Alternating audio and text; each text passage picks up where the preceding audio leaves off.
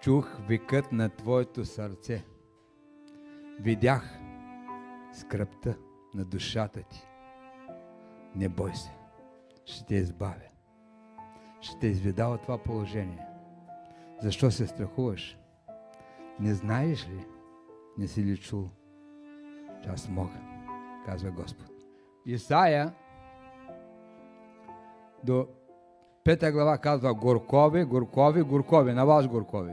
А в 6 глава казва горко ми. Защо? Защото той видя Божията слава. Той беше в това Божие присъствие. И той каза горко ми. Защото съм човек с нечисти устни. Той осъзна, че наистина е човек с нечисти устни.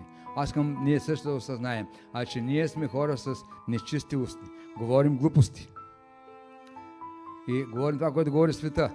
А ние трябва да излизаме от този свят. Ако искаш да благоуспяваш, ако искаш да бъдеш добре, излез от този свят. Отдалечи се от тези. Напусни мамончо, напусни сатанчо. Ние трябва да бъдем като Исус.